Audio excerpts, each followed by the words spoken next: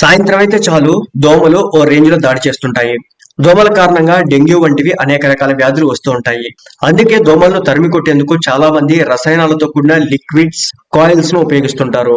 దోమలను చంపేందుకు ఉపయోగించే వాటి వల్ల మనుషులపై ప్రతికూల ప్రభావాన్ని చూపుతాయని నిపుణులు చెబుతున్నారు.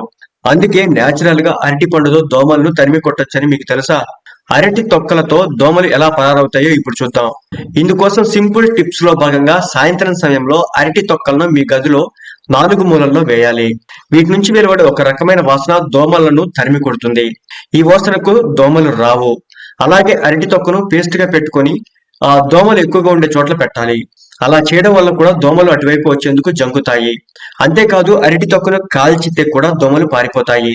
దోమల సమస్యను త్వరగా వదిలించుకోవడానికి అరటి తొక్కను కాల్చినా కూడా ప్రయోజనం ఉంటుందని చెబుతున్నారు. అరటి తొక్కను కాల్చినప్పుడు దాని నుంచి వెలువడే వాసన చాలా వింతగా ఉంటుంది.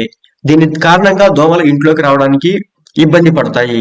అరటి తొక్కలను ఎండలో ఆరబెట్టుకొని ఆ తర్వాత వాటిని ఒక చిన్న గిన్నెలో వేసి కాల్చాలి. ఈ పొగను ఇల్లంతా పట్టిస్తే దోమలు పారిపోతాయి.